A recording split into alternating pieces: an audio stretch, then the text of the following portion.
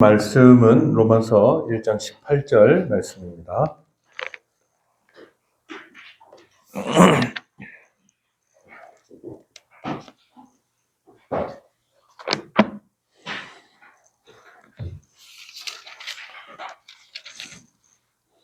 네, 우리 한 목소리로 읽겠습니다. 로마서 1장 18절 말씀입니다.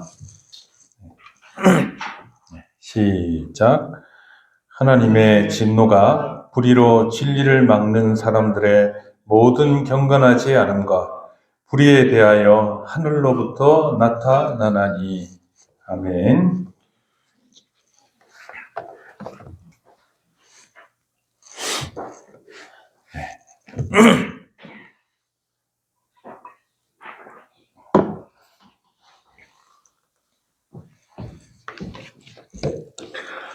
네, 로마서의 이제 전반부는 로마서 1장 1절에서부터 시작해가지고 이 3장 23절,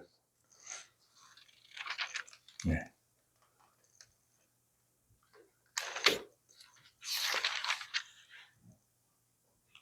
3장 31절, 이까지 이제 인간의 죄에 대한 부분에 대해서 얘기를 합니다. 우리가 이제 서론 부분을 잘 따라왔기 때문에 이제 말하자면 이제 인사와 그 앞에 서론 부분을 끝내고 첫 번째 이제 단락으로 이제 들어가는 것이죠. 지난 시간에 여러분 설교 제목이 뭔지 기억나세요, 여러분? 하나님의 의가 나타나서, 그렇죠? 나타나서란 말은 계시되어서 그런 의미입니다. 근데 오늘 설교 제목이 뭐죠? 하나님의 진노가 나타나서입니다. 그러니까 제가 의도해서 그런 게 아니라 17절에는 하나님의 의가 나타나서라고 해서 하나님의 이제 은혜로운 의가 우리에게 주어졌다라는 것을 말씀했고, 이제 본론에 들어갔을 때 서두가 뭐냐 하면 하나님의 진노가 나타났다, 그렇게 말합니다.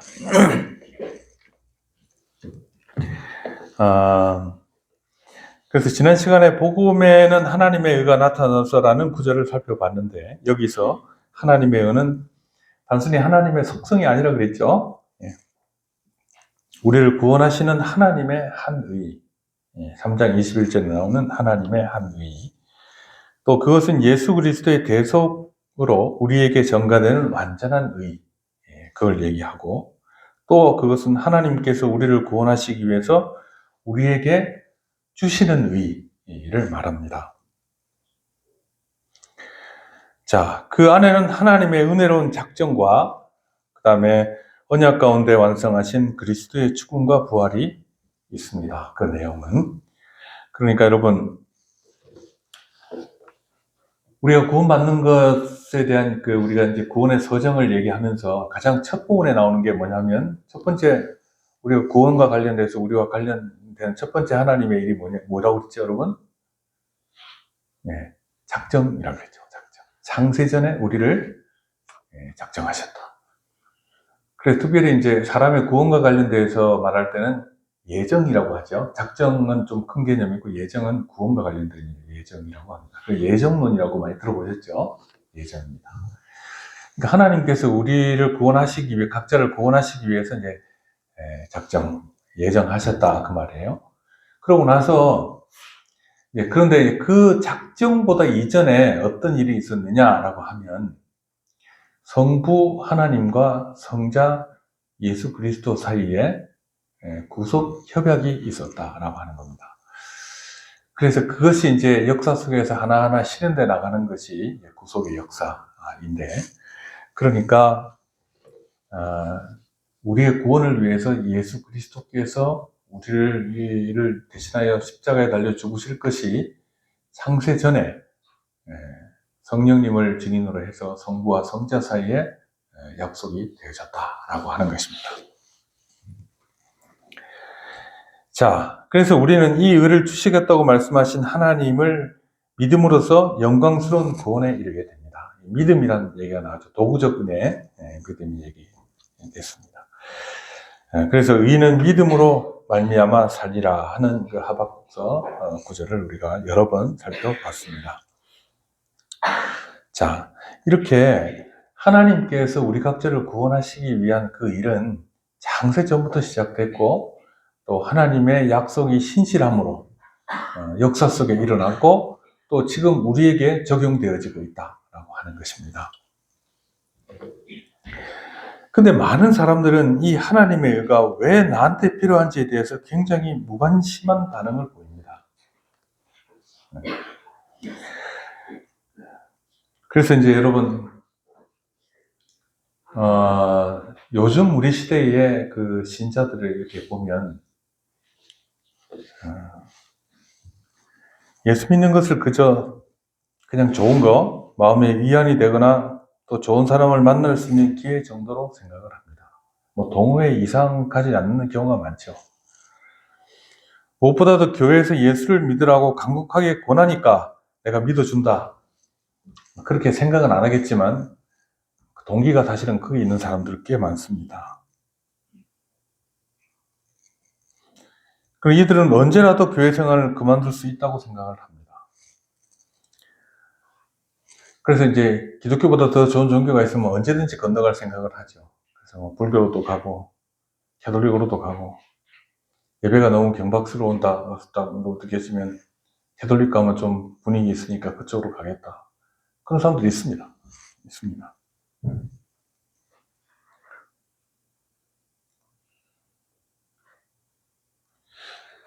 그렇게 해도 교회 생활을 그만두는 것 있잖아요. 그것도 나에게 큰 문제가 생기지 않을 것이라는 매우 담대한 마음을 가지고 있습니다. 신앙을 자신의 인생의 변두리에 있는 하찮은 문제로 생각을 하는 거죠. 모든 일을 다 하고 나서 시간 나면 하는 일이다.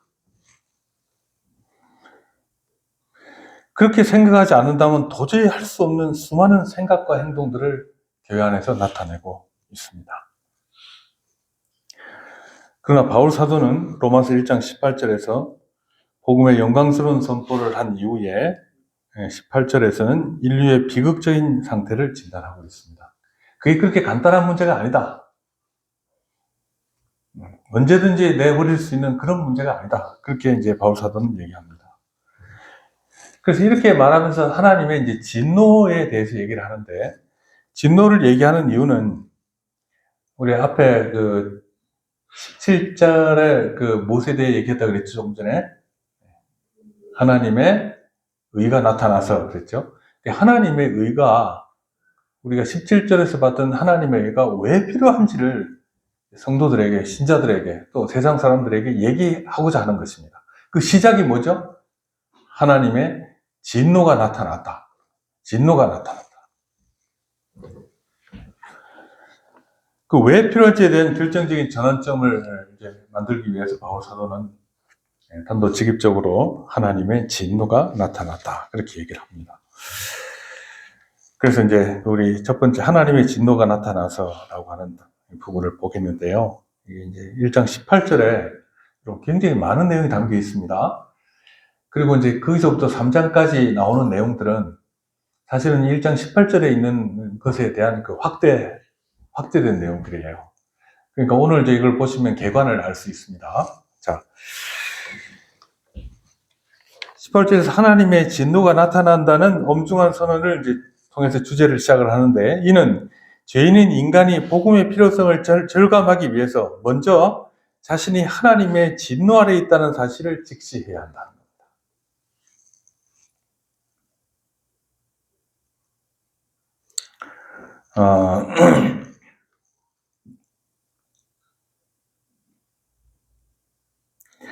그 현대 교회와 우리 자신도 하나님의 진노라는 주제를 말하기를 좀 꺼립니다. 전도할 때 제가 이제 CC 있었잖아요. 사형리에 보면 처음에 어떻게 시작하죠? 하나님은 당신을 사랑하시며 당신을 위한 놀라운 계획을 가지고 계십니다. 틀린 말 아니죠? 근데 죄에 대해서는 두 번째 자리에 보면 죄에 대해서 얘기하는데 아주 가볍게 넘어갑니다. 자, 그래서 진노라는 주제를 탐욕스러워하거나 은밀히 숨기려고 합니다. 그러나 하나님의 저주가 나타나면 성경 전체가 증언하는 진리임에 분명합니다. 아니, 사실 하나님의 저주가 없으면 뭐 구원받을 필요가 뭐가 있어요? 구원이란 말이 성립이 안 되죠. 안 되잖아요?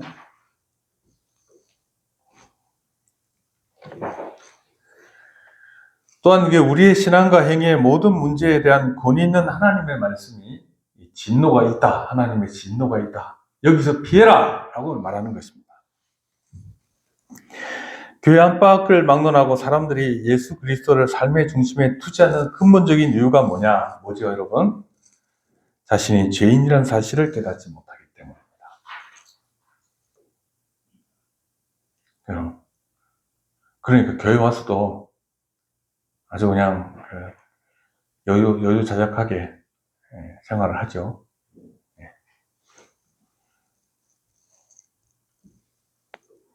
자신이 죄인임을 자각하기 위해서는 하나님의 진노가 뭔지를 알아야 된다라고 말하는 것입니다. 보통 사람들이요, 이제 우리처럼 이렇게 이제 교리도 배우고 이래 하면 좋은데, 안 그런 사람들은 어떻게 생각하냐면, 하나님의 진노라고 하는 것은 모든 종교에서 말하는 거 아니냐. 종교의 상투적인 레파토리다. 이렇게 얘기를 합니다. 머나먼 신화나 전설 속에 나오는 모티프라고 얘기를 합니다. 그러니까 고등 종교인 기독교는 이런 진노 같은 이건 저급한 얘기 하지 말고 오직 사랑의 하나님이라는 관점에서 이제 신앙을 얘기해야 한다. 그렇게 생각을 하고 실제로 신학자들 가운데도 자유주의 신학자들은 그렇게 얘기합니다. 자유주의 신학자들은요, 만인 구원론을 믿어요. 그러니까 이제 뭐 구원은 어차피 되는 거고 사회활동 열심히 하고 정치활동 열심히 하고 그렇게 얘기하는 것이죠.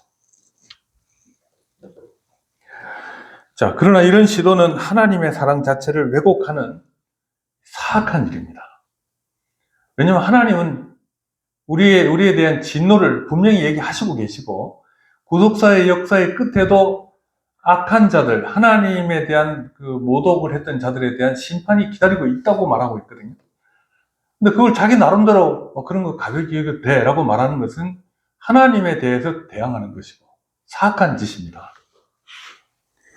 하나님의 사랑은 그분의 공의와 거룩함 위에서만 온전한 의미를 가집니다. 그렇죠? 예. 우리가 죽을 수밖에 없는 상황에서 하나님의 은혜가 나타난 것이죠. 물론 그 전에, 타락하기 전에 우리의 은혜를 베푸셨지만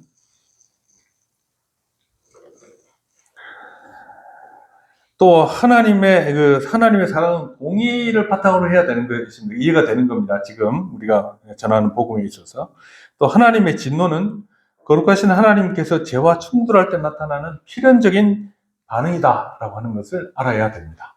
하나님을 아주 무자비하고 무서운 무슨 도깨비처럼 생각하는 경우도 있는데 그렇게 하면 안 된다는 거예요. 그게 아니라는 거예요. 자, 그러므로 하나님의 사랑과 진노는 뭐냐면 이런 거예요, 여러분. 세상에 존재하는 서로 다른 상황에 대해서 하나님께서 나타내시는 동일한 속성의 다른 반응이다. 굉장히 어려운 말 같죠, 여러분? 그럼 지난번에 우리가 이제 어떤 시간에 얘기했나? 우리 교리 공부하는 시간도 얘기했을 거예요. 여러분, 하나님의 단순성이라는 걸 배웠죠? 단순성. 그러니까 지금 여기 안산에 계신 하나님과 서울에 계신 하나님이 동일한 분이시죠? 그죠? 근데 이제 하나님의 예를 들어서 하나님의 손은 서울에 계시고 발은 안산에 계시고 그런 거냐? 아니라는 거예요. 완전하신 하나님이 모든 곳에 편만해 계신다. 하나님의 성품을 얘기하면서도 그 얘기한 적이 있습니다, 여러분.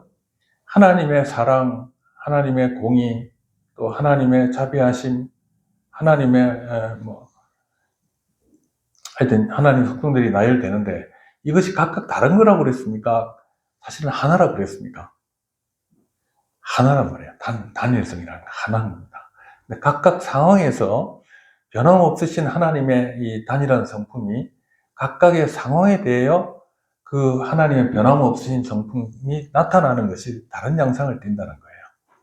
의인을 대할 때, 악인을 대할 때 다르게 나타나는 것이 당연하죠. 그래서 이제 에이든 토저라고 하는 기독교 작가는 하나님의 진노는 하나님의 거룩함이 죄와 부딪힐 때 일어나는 거룩한 적대감이다 그랬습니다. 그러니까 하나님의 사랑과 하나님의 진노가 하나님의 다른 성품에 나타남이 아니면 동일한 성품이 죄에 대해서는 그렇게 나타나고 또 하나님의 그 풍요를 받을 자에 대해서는 그렇게 나타나고 이런 것이다 그 말이죠. 그래서 하나님의 진노를 설명할 때 인간이 하는 것처럼 생각하면 안 된다는 거예요. 그러니까 인간의 타락한 분노와 혼동에서는 안 된다 하는 것이죠. 성경이 말하는 하나님의 진노는 자제력을 잃은 감정의 폭발이나 개인적인 원한에 대한 보복 이런 것이 아니다 그 말입니다. 그래서 여러분 진노라고 하는 헬라어 오르게라고 하는 말은 하나님의 진노의 좀 독특성을 이제 표현하는 그 뉘앙스를 담고 있습니다. 이 오르게라는 말과 인간을 말하는 그 진노는 단어가 달라요. 단어가 달라요. 자, 이 말의 오르게라는 말의 원래 의미는 무엇인가를 위해 무르익어 가는 것 그렇게 얘기합니다. 그러니까 이제 급속하게 이랬다 저랬다 하는 그런 것이 아니라 어떤 것이 꾸준하게 이렇게 유지되어 가고 성취되어 가고 이제 하는 걸 말하죠. 즉 하나님의 진노는 갑작스러운 감정의 기복이 아니라 죄에 대한 확고하고 변함없는 하나님의 거룩한 태도임을 표현하고 있습니다. 하나님은 변함없으신 분이시다. 이 진노는 죄를 용납할 수 없는 그분의 도덕적 완전성을 드러내는 방식입니다. 이 진노라고 하는 말은 따라서 그러니까 하나님의 진노는 진정으로 선을 사랑하는 분은 선을 파괴하는 악을 증오할 수밖에 없다. 바로 잡으신다는 거죠.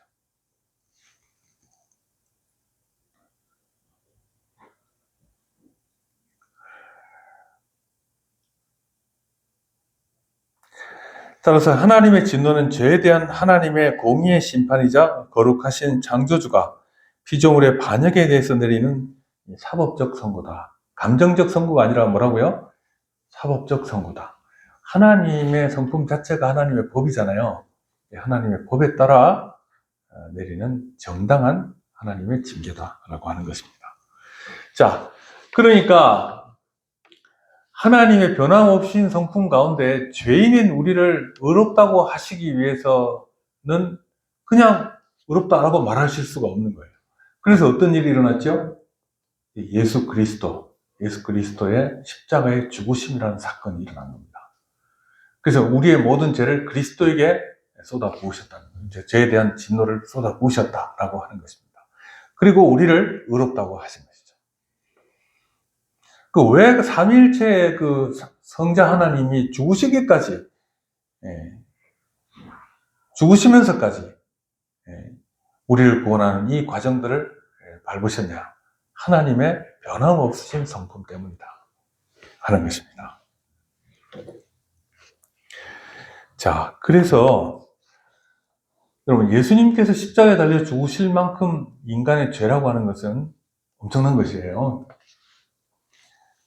그래서 정죄의 선포가 보편적이라는 것을 이제 우리는 알아야 되는데, 나타나서라는 말이 있습니다.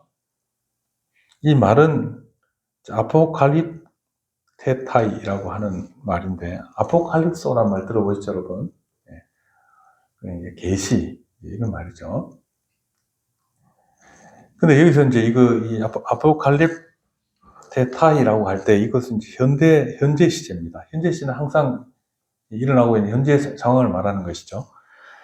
그러니까 이 하나님의 진노라고 하는 것이 나타났다. 언제 나타나느냐라고 하면 어떤 한 시점에 한정되지 않는다는 걸 말합니다. 그래서 단순히 먼 미래에 일어날 종말론적 사건에 국한되지 않는다. 그럼 하나님의 진노가 지금도 쏟아부어지고 있을까요? 지금도 쏟아부어지고 있는 거예요, 여러분. 그래서 하나님의 진노가 지금 이 순간에도 하늘로부터 계시되어 나타나고 있습니다. 드러나고 있다는 거예요. 드러나고 있다.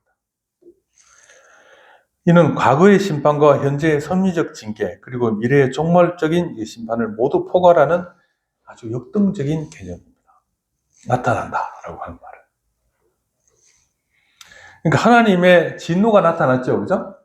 그 전에 뭐가 또 나타났죠? 하나님의 의가 나타났죠. 이 모든 일들이 아주 역동적으로 우리의 삶 속에 이루어지고 나타나고 있는 것입니다. 자, 그래서 이제 모든 시간 속에 여러분, 하나님의 진노가 없다, 종말에만 있다, 이렇게 생각하는 건 착각이란 말이에요. 지금도 일어나고 있다. 지금도. 자, 근데 여러분, 아까 이제 18절에 아까 그 위에 본문 한번 보세요. 하나님의 진노가 하늘로부터 나타난다. 그랬죠? 이 하늘이란 말은 하나님의 진노가 한 지역이나 한 민족에 제한되지 않는다는 걸 말하고 있는 것입니다. 그래서 하늘이 의미하는 바는 어느 누구도 하나님의 심판을 피할 수 없다는 것을 말합니다. 하나님의 전능하시고 전지하시고 편재하시는 하나님의 진노가 있다라고 하면 진노를 받을 사람들은 어느 곳에 있어도 피할 수 없다.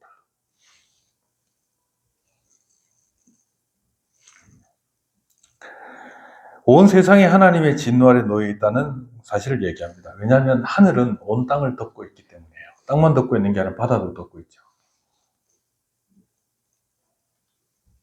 그러므로 사람이 어디를 둘러봐도 복음 밖에서는 구원을 받을 수 있는 절망적인 상태라는 것입니다. 그러니까 하나님의 복음을 믿음으로 받아들이지 않고는 구원받을 수 있는 가능성이 없다. 하나님의 진노 아래 있다는 것입니다.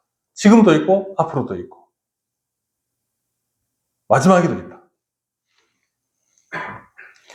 이러한 보편적 그 정죄의 선포는 모든 인간이 자기 의를 완전히 내려놓고 하나님께서 우리를 구원하시고자 주신 의, 오직 그리스도만을 바라보도록 촉구하고 있는 것입니다.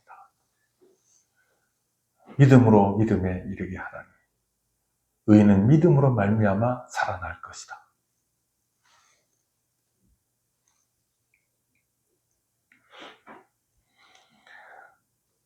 그 여러분, 우리는 우리 나름대로 살다가 죽으면 되지. 죽으면 그래, 죽어서 끝나면 좋아요. 그렇게 살아도 문제가 없어요. 근데 그게 아니라는 거예요. 죽음으로 끝나지 않는다. 자, 그러면 이제 경건하지 않음과 불의에 대한 얘기를 보겠습니다. 모든 경건하지 않음과 불의에 대하여 하나님의 진노가 나타난다 그랬거든요. 자, 본문은 하나님의 진노가 모든 경건치 않음과 불의에 대해 나타난다 그랬습니다. 두 가지로 지금 얘기하고 있죠. 첫째는 경건치 않음. 두 번째는 불의입니다. 그래서 칼빈은 그 외에도 많은 학자들이 이 경건치 않음과 불의가 뭐냐라고 하면 하나님의 십계명의 두 돌판을 얘기하는 거다 그렇게 얘기를 해요. 그래서 이제 모든 경건치 않음은 하나님과의 관계, 하나님 앞에 살면서도 하나님을 경배하지 않고 믿지 않고 인정하지 않고 대들고 하는 것, 무시하는 것. 그 다음에 불이라고 하는 것은 이웃과의 관계, 수평적인 관계. 두 번째 돌판이죠. 두 번째 돌판. 십계명은 이제 둘로 되어 있는 거 여러분 아시죠? 첫째 돌판은 하나님과의 관계에 대해 얘기를 하죠. 두 번째 돌판은 이웃과의 관계. 그래서 이제 십계명은 하나님 사랑과 이웃 사랑에 대한 계명이다. 그렇게 얘기를 하죠. 이 두 가지는 죄의 본질과 현상을 완벽하게 요약하고 있습니다. 왜냐하면 여러분 당연해요. 우리 죄라는 것이 뭐냐면 하나님의 법을 어기는 것이거든요. 죄라는 것이 관역을 빗나간다는 말이거든요. 죄라는 단어 자체가. 그러니까 하나님께서 정하신 법을 벗어나는 것. 그게 죄죠. 자, 그러니까 이 하나님의 두 돌판을 어기는 것이 죄다. 그렇게 얘기를 하는 겁니다. 자, 먼저 모든 경건치 않음을 살펴보겠습니다. 경건치 않음은 하나님에 대한 예배를 더럽히는 것, 하나님의 위엄을 모독하는 죄로 정의됩니다. 여러분, 사실은 이게 무서운 죄예요. 십계명의 첫 번째 돌판을 어기는 행위고 모든 죄의 근원입니다. 그럼 우리 사람들 중에서 좀 제일 비열한 사람이 어떤 사람이냐면 변망덕한 사람이죠. 배신자죠, 배신자. 하나님께서는 만물 속에 자신의 영광을 찬란하게 비추셨습니다. 하나님께서 자신을 숨기신 적이 없어요. 그럼에도 불구하고 인간은 그분을 영화롭게도 하지 않고 감사하지도 않습니다. 이것이 바로 경건하지 않음의 핵심입니다. 하나님이 자신을 나타내 보이셨음에도 불구하고 하나님을 부정하고 무시하고 거역하는 것.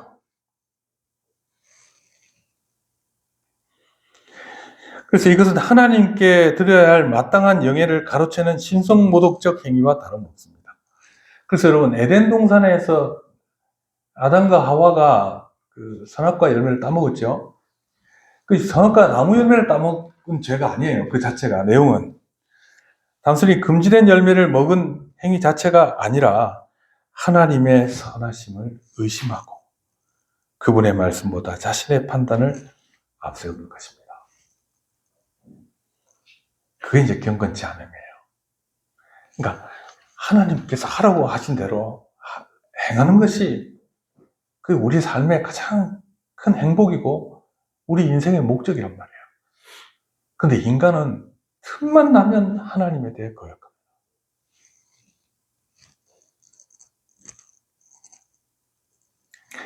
세상에 보면 이제 뭐 도덕적으로 점잖은 사람도 있습니다. 그러나 하나님을 전적으로 사랑하지 않는 경건치 않은 사람은 누구라고 해도, 사람들이 뭐라고 해도 예외 없이 죄인입니다. 그래서 하나님을 무시하는 것이 인간이 범할 수 있는 가장 큰 모욕이며 진노의 가장 1차적인 원인이기 때문에 그렇습니다. 그러니까 여러분, 아담의 범죄 이후로 인간 속에 나타난 것이 뭐냐면 하나님을 향해 거역하는 것이에요. 여러분, 그 아담의 두 아들이 있었죠. 가인이 있었죠. 가인이 하나님이 계신 걸 알았습니까? 몰랐습니까? 알았죠. 가인은 하나님하고 대화도 하잖아요. 그런데 하나님의 뜻을 거역했어요. 그래서 뭘 했죠?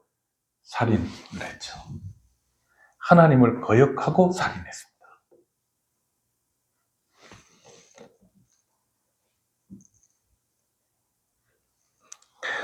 자, 그러니까 여러분, 가인의 예를 본다든지, 여러분, 바벨탑 사건 아시죠? 바벨탑 사건에 이때 바벨탑을 지은 사람들이 하나님이 계신 걸 알았을까요? 몰랐을까요? 알았죠. 높은데 대를 쌓고 거기 자기 이름을 내고 하나님께서 흩어지라고 했는데 흩어짐을 면하자 이렇게 한 거 아니에요. 알았죠. 자, 이것이 뭐냐면 경건치 않음입니다. 여러분, 우리 자신을 보고 또 주위에 있는 그 믿지 않는 사람들을 볼 때 이 죄에 저촉이 될까요? 안 될까요? 저촉되죠. 두 번째는 불의입니다. 불의는 십계명의 두 번째 돌파한, 즉 인간 사이의 도덕적 행위에서의 실패를 의미합니다. 그래서 여러분, 그 뒤에 이제 보면 지금 앞으로 그 로마서 뒷부분을 보면 죄 목록이 쫙 나옵니다. 거짓말, 살인, 간음, 그다음 동성애, 온갖 얘기들이 다 나옵니다. 그래서 우리가 흔히 이제 그런 것들, 범죄라고 부르는 가시적인 행동들이 여기 포함됩니다. 그런데 이 불의라고 하는 것은 경건치 않음에 대한 열매예요. 하나님을 거역하게 되면 어떻게 되죠? 사람들을 향해 범죄하게 되어 있다는 거예요. 여러분, 제가 좀 이따 설명을 드릴게요. 하나님을 향해 경건치 않은 자들은 반드시 이웃에 대해서도 해를 끼칩니다. 그래서 현대 사회는 정치나 교육, 사회개혁을 통해 불의를 해결하려고 하지만 늘 실패합니다. 성공한 적이 없죠, 여러분? 근본적인 이유는 경건치 않음을 다루지 않고 문제에 접근하기 때문입니다. 하나님과의 관계가 바르게 정립되지 않은 상태에서 도덕적 선을 추구하는 것은 뿌리가 뽑힌 꽃이 시들지 않기를 바라는 것과 같습니다. 이게 무슨 말이냐면요. 하나님이 계시다는 것을 믿지 않는 자들, 하나님의 진노가 있다는 걸 믿지 않는 자들은 여러분, 그 절대적인 기준을 상실하게 됩니다. 그럼 상대적인 기준으로는 사람들을 다스릴 수가 없어요. 그리고 사람들의 길을 올바로 인도할 수가 없습니다. 왜냐하면 나는 이것이 옳다고 생각해. 그렇게 얘기하면 아니야, 나는 이게 더 옳다고 생각해. 그리고 뭐라고 하죠? 각자 자기 길로 가자. 근데 그게 다 우리가 말하는 도덕적으로 착한 일을 하면 좋은데 사람이 안 그렇잖아요. 그럼 너 왜 그렇게 하니? 난 이게 내가 옳다고 생각하는 거야. 이렇게 말해버리면 된다는 거예요. 말하자면. 거기에 대해 제재를 가할 수가 없습니다. 자, 같은 맥락에서 인간이 불의를 행한다는 것은 창조주 하나님에 대한 지식을 갖고 있음에도 불구하고 세상의 모든 생각과 또 사람들과의 관계와 자기의 모든 재와 재능, 이런 욕망들을, 이런 재화들을 자신의 욕망을 위해 남용하거나 탐욕적으로 소유하는 그런 일들로 발전하게 돼 있다. 그럼 왜 그럴까요, 여러분?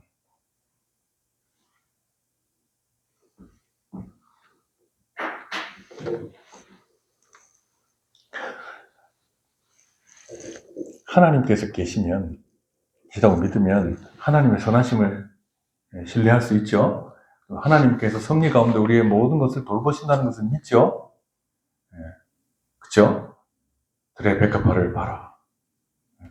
하늘에 나는 새를 봐라. 농사 안 지어도 먹고 살지 않냐. 옷을 안 지어도 들의 백합화를 봐라. 얼마나 아름다우냐. 주님께서 그렇게 말씀하셨죠. 근데 그것을 안 믿으면 어떻게 해야 될까요? 자기가 그걸 얻어야 돼요. 먹을 것도 얻어야 되고 옷도 얻어야 되고 집도 얻어야 돼요. 자, 그러니까 어떻게 해야 되죠, 여러분? 남의 것을 뺏어야 된다고 생각하는 거예요. 합법적으로든 불법적으로든. 내가 더 많이 소유해야 된다. 왜 그랬죠? 그래야 내가 사니까. 하나님에 대한 신뢰를 잃어버릴 때 사람들은 그런 마음을 갖는 것이 어쩌면 정상적이에요.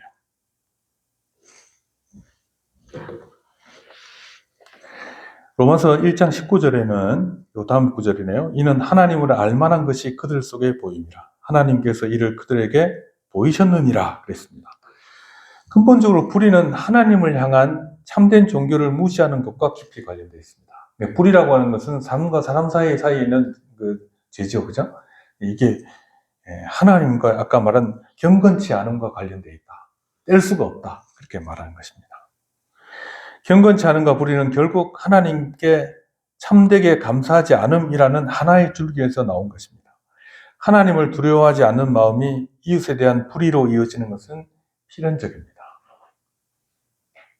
그리고 그에 대해 양심의 가책도 없어요. 왜냐하면 내가 살아야 될 거 아니야.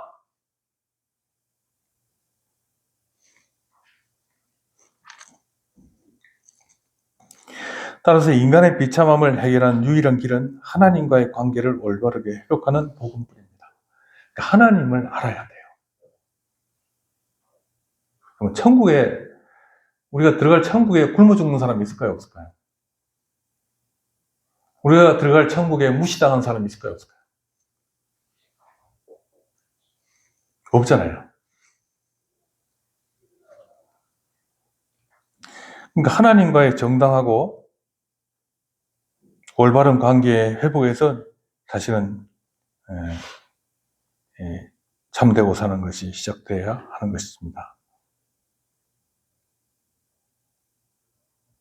그래서 여러분, 이 불신앙은요, 세상 사람들이 뭐라 하든지 간에 성경이 이렇게 말하고 있으니까 불신앙은 모든 죄의 뿌리입니다.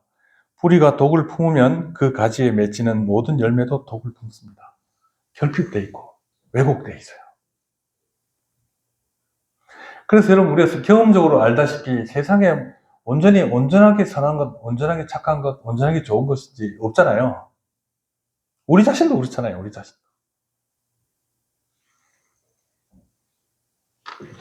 자, 그런데 이제 조금 더 나갑니다. 자, 그 밑에 진리를 막는 인간, 그거 보십시오. 한번 읽어보십시다. 성경 구절 시작. 불의로 진리를 막는 모든 경건하지 않음과 불의에 대하여. 여기 보면 막는다는 말이 나오죠. 막는다. 뭘 막아요? 진리를 막죠. 사람들이 어떻게 하냐면 진리를 막는다. 진리를 알까요? 모를까요? 인지하고 있을까요? 인지하지 못할까요? 알고 있어요. 그 진리를 모르는 상태가 아니라 이미 알고 있는 진리를 의도적으로 억누르고 감추고 덮어두는 행위. 그것이 이제 인간의 삶 속에 있다는 겁니다.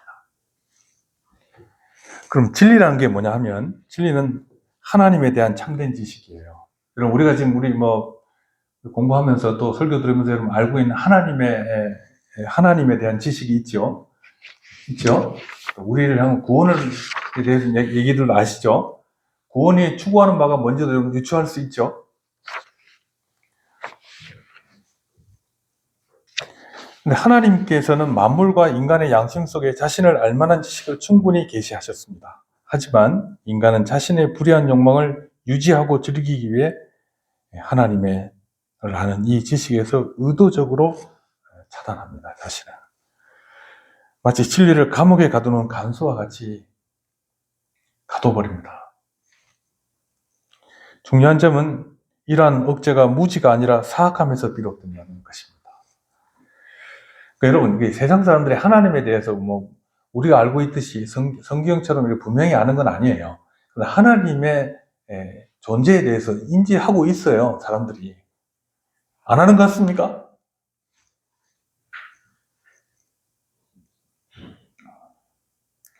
그렇기 때문에 심판날에 그 누구도 하나님에 대해 몰랐다라고 핑계할 수가 없다. 그렇게 성경은 얘기를 합니다.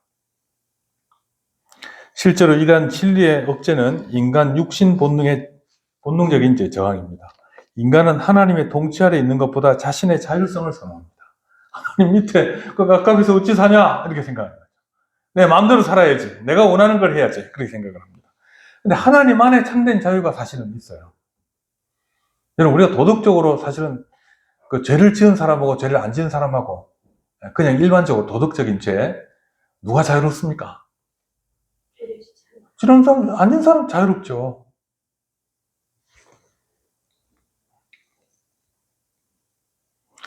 하나님이 계시다는 명백한 증거 앞에서도 눈을 감아버립니다.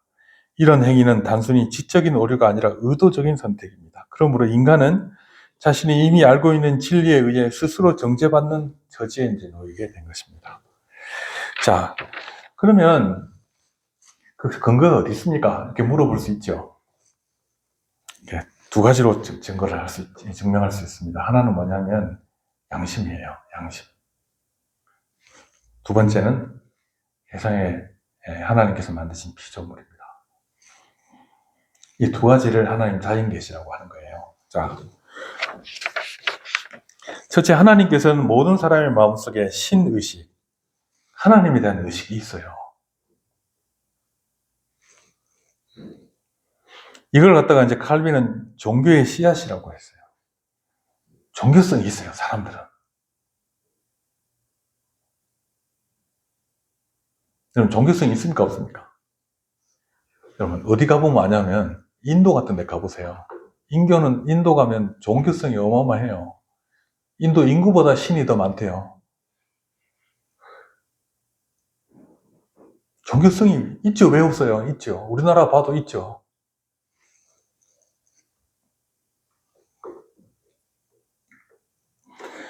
자, 이것은 교육이나 노력으로 얻는 지식이 아니라 인간 본성 깊이 각인된 본능적인 지식입니다. 가장 미개한 민족이라 할지라도 신의 존재를 부인할 수 없는 이유는 하나님께서 그 지식을 지울 수 없게 하셨기 때문에 그렇습니다. 그래서 여러분, 나는 무신론자라고 주장하는 사람은 무신론 신자예요.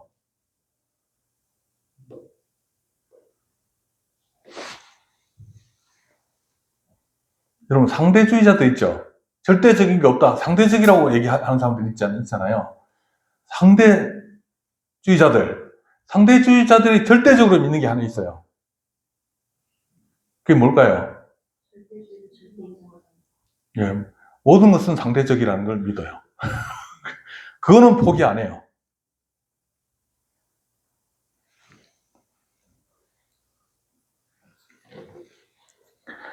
그래서 진정한 의미의 무신론자는 없습니다. 왜 그러냐면 하나님께서 인간을 창조하셨기 때문에 그래요. 모든 인간에는 하나님으로밖에 채워질 수 없는 공간이 있어요. 그걸 다른 것으로 자꾸 채우려고 하는 거예요. 둘째는 외부 세계를 통해 하나님이 자신을 계시하기 때문입니다. 자, 칼뱅은 이 세상을 보이지 않는 하나님의 속성을 반영하는 거울이고 극장이라고 불렀습니다. 이걸 왜 거울이라고 부를까요? 이 세상은요, 보세요. 이 거울 있죠? 거울. 좀 큰 거. 이거 보세요. 자, 이 거울을 통해서 뒤를 비춰볼 수 있죠? 뒤에 뭐가 있는지 알죠? 알죠? 그러니까 이 하나님께서 만드신 이 천지 만물은 하나님을 반영하는 거예요. 그럼 제가 지금 제 집사람하고 제가 테마기행, EBS에서 하는 테마기행을 지금 몇 년쯤 봤을까요? 10년 좀 안 되는 것 같고 한 가까이 봤어요.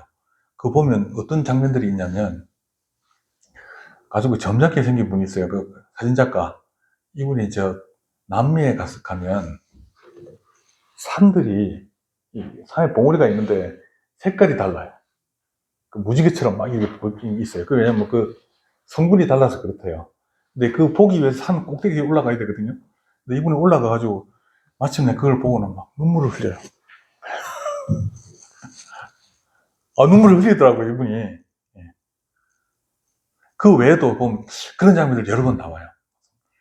고생을 하고 나서 이제 꼭대기 올라가가지고 어떤 자연 광경을 보면서 막 말을 흐느끼면서 우는 사람들도 있어요. 뭘 봤을까요? 자연 속에 신성함을 느끼는 거예요.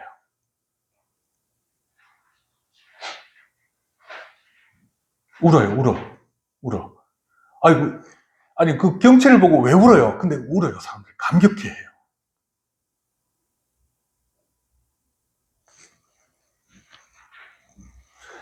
칼빈은 이 세상은 하나님의 극장이라고 그랬어요. 우리는 객석에 앉아서 하나님 그 극장을 바라본다.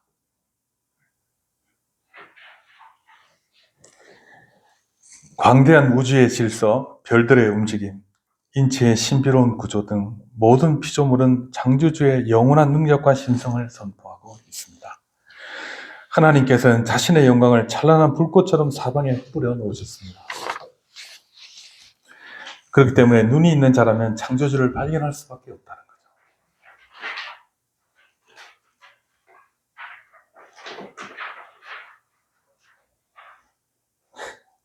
거죠. 몇 년 전에 여러분 마이크로 세계에 대한 그 영화가 있어요. 다큐멘터리 영화가 있었어요. 사람들이 보면 놀라는 거예요.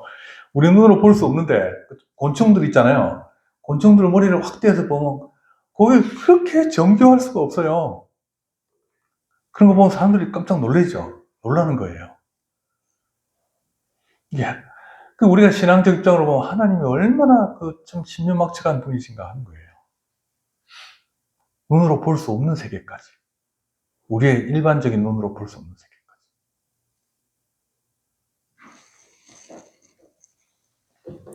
자, 그러나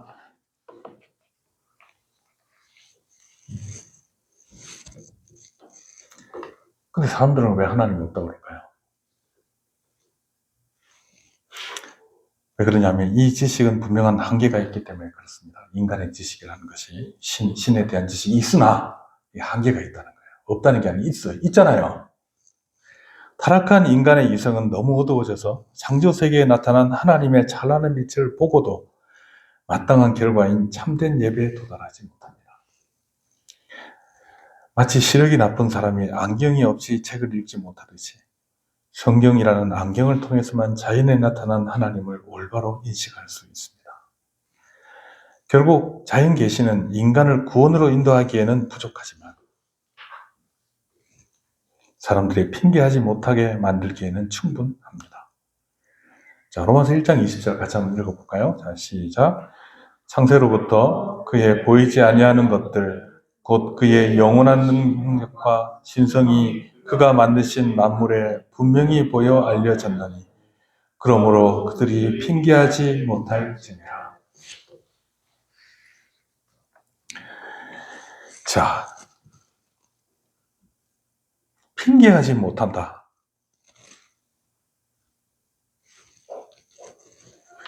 그들이 핑계하지 못할지니라 라고 이제 바울 사도는 로마서에 기록을 했습니다. 핑계하지 못할지니라 라는 준엄한 선고를 우리가 회피할 수 없는 이유는 양심의 기능 때문에 그렇습니다. 양심은 단순히 도덕적 좋은 자가 아닙니다. 양심의 가치 얘기하잖아요. 그렇게 단순한 메커니즘이 아니라는 거예요, 여러분. 자, 양심은 인간의 내부에서 하나님의 심판대를 대리하는 목격자이자 고소인입니다. 자, 여러분 이거 있죠? 보십시오. 자, 사람은 어떤 놀라운 그 능력이 있냐면 자기 자신을 자기 밖에서 볼 수 있는 능력이 있어요. 왜냐면 자기 객관화가 돼요. 항상 그런 건 아니지만 때때로 그렇게 돼요. 자기 막 마음속에 막 고통이 막 찾아오면 저 공원에 가서 종일 앉아 있으면 자기 자신에 대해서 객관화가 돼요. 뭐가 잘못됐는지 어렴풋이 알게 돼요. 양심이 어떤 존재냐면, 양심에 대해 전에 한번 말씀드린 적 있죠, 여러분? 양심은 지식일까요? 의지일까요? 감정일까요? 여러분.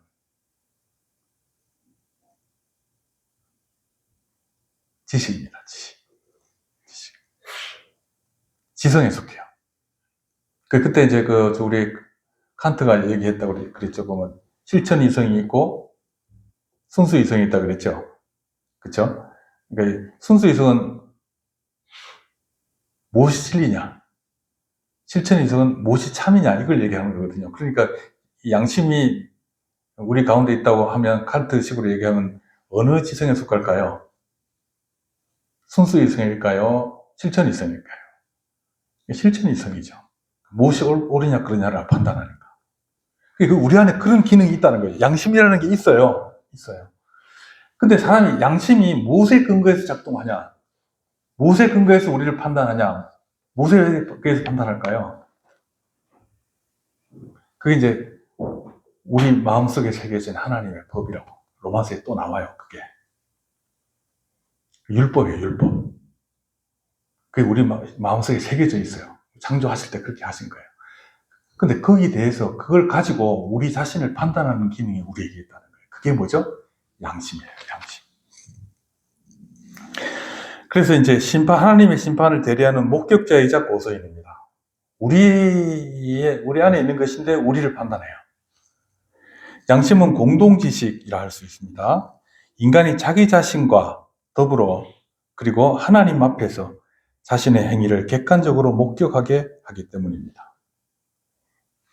그래서 여러분, 먼저 증인으로서의 양심은 인간의 모든 불의한 행위를 기억하고 있습니다. 우리가 죄인이라고 하면 순순히 인정하잖아요. 둘째, 고소인으로서의 양심은 하나님의 진노가 선포될 때 그 진노가 정당하다는 사실을 인간 내부에서 기소합니다. 고소합니다. 셋째, 인간은 무지를 핑계 삼아 심판을 피하려 하지만 양심은 그들이 이미 진리를 알고 있음을 증언하여 모든 입을 막아버립니다. 너 죄진 건 맞잖아. 너 죄인인 건 맞잖아.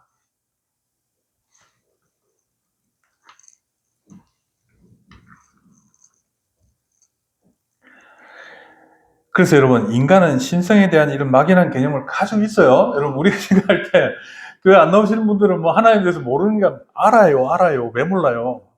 하나님이 만드셨는데. 신성에 대한 막연한 개념을 가지고 있고 하나님을 예배해야 한다는 결론에 도달합니다. 그래서 이제 종교성 있는 사람들 예배하잖아요. 예? 여러분. 제가 고향이 진주거든요. 경상도. 옛날에 그런 말이 있었어요. 전라도는 기독교가 많고 경상도는 절이 많아요. 정월 대보름 있죠.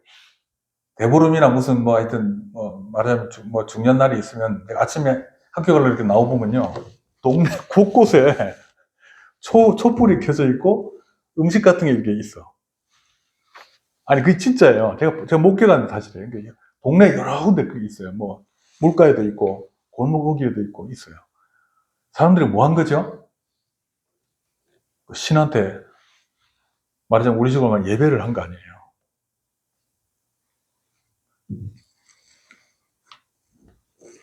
그래서 예배해야 된다고 하는 것이 예수 사람들이 쉽게 동의합니다. 신에 대해서 뭐 예배하는 걸 쉽게 동의해요. 하지만 부패한 본성 때문에 실제로 엉뚱한 우상을 만들어 버립니다. 그래서 칼빈이 뭐라 그랬냐면 인간의 마음은 우상을 만들어내는 공장이다. 그랬어요. 어쨌든 비틀어 가지고 뭘 만들어내요. 그게 무슨 이제 종교적인 것만이 아니에요. 사상적인 것도 있어요. 예. 이러한 신인식과 실천 사이의 괴리가 하나님의 진노를 촉발합니다.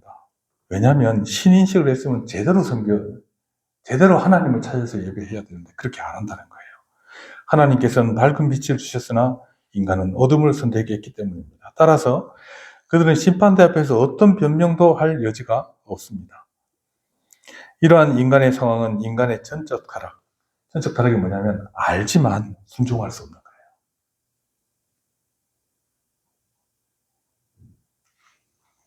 그것을 입증하는 결정적인 증거입니다. 사람이 부패해가지고 전적으로 타락이 있기 때문에 참으로 하나님을 알 듯한데도 모르는 거예요. 모르고 잘못 섬기고 우상을 만들고 이렇게 한다는 거예요. 자, 이제 마지막 부분입니다. 오늘 설교의 마지막 부분인데요. 매우 중요합니다. 좀 보십시오. 하나님의 처벌이에요. 하나님의 진노로 나타나는 처벌은 사법적인 유기입니다. 감정적 유기가 아니고 사법적 유기예요. 로마서 1장 24, 26, 28절에서 하나님은 그들을 내버려 두셨다. 그렇게 얘기합니다. 내버려 두셨다. 여기서 내버려 두면 단순한 방관이 아니라 그 자체가 하나님의 사법적 처벌이고 공의로운 도국이다. 그렇게 얘기를 합니다. 자, 어떤 사람은 하나님께서 손을 떼시는 소극적인 행위가 유기가 아니냐 이렇게 얘기를 합니다. 그러나 실은 이건 매우 적극적인 심판입니다. 어쩌면 궁극적인 심판의 모습도 그래요. 하나님께서는 진리를 억제하는 자들의 완악함을 벌하기 위해 그들이 원하는 정욕에 그들을 넘겨주십니다. 이는 죄로서 죄를 벌하시는 하나님의 오묘한 통치 방식입니다. 그럼 지옥에 가면 죄인들끼리 모여 살잖아요.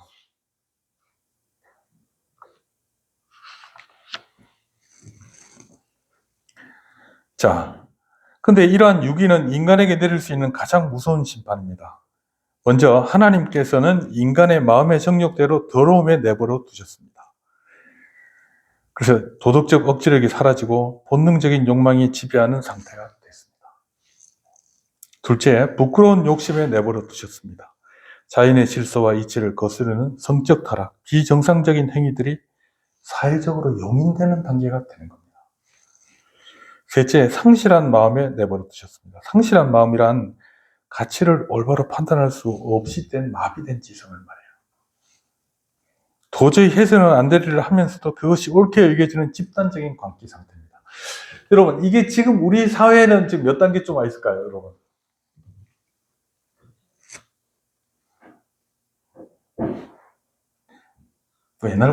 보수적인 옛날보다는 더 많이 와 있겠죠. 그럼 하나님의 진노가 지금 우리 가운데 있습니까? 없습니까? 있어요.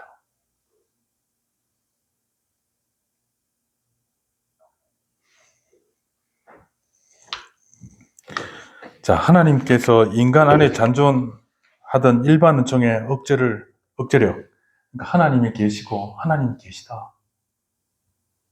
그리고 하나님 앞에서 올바르게 살아야 되고 하나님을 예배하며 살아야 된다라고 하는 그 일반 은총의 그 억제력을 제거해 버리시면 인간 사회는 걷잡을 수 없는 혼란과 악행으로 치닫게 됩니다. 하나님의 진노는 먼 미래의 일만이 아닙니다. 현재 이 세상에서 인간의 타락한 삶의 모습, 우상숭배, 성적 타락, 각종 불의를 통해 실시간으로 계시되고 있습니다. 따라서 타락한 문명의 비참한 상태는 그 자체가 하나님의 진노가 하늘로부터 나타나고 있음을 명백히 보여주는 증거입니다. 그렇게 우리는 어떻게 해야 될까요? 예수 그리스도께로 피해야 됩니다. 올바른 지식으로, 올바른 예배를 드리고, 올바른 생활을 해야 되는 거예요. 물론 여러분, 우리 이제 쭉 얘기했듯이 그게 구원의 근거는 아니라고 그랬죠. 그러나 구원하신 자에게 그런 삶을 주신다고 그랬죠. 성령께서 역사하신다고 그랬죠. 그러니 하나님께서 우리에게 예비하신 것을 받아서 그 안에서 살아가야 하는 것입니다. 자, 이제 이거 1장 뒷부분도 이제 너무 지루하지 않게 살펴보려고 합니다. 오늘 개관이에요. 개관이에요.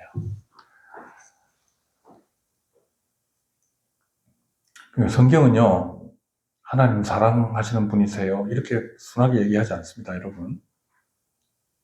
여러분, 구약의 선지자 같은 거 보세요. 얼마나 무섭게 얘기하는지 몰라요. 왜 그러냐면, 인간이 죄가 악하기 때문이에요. 근데 우리는 그걸 알아야 돼요. 그리고 참된 지식과 참된 예배를 드리는 자가 돼야 한다라고 하는 것입니다. 기도하겠습니다. 하나님 아버지, 주님께서 우리에게 주신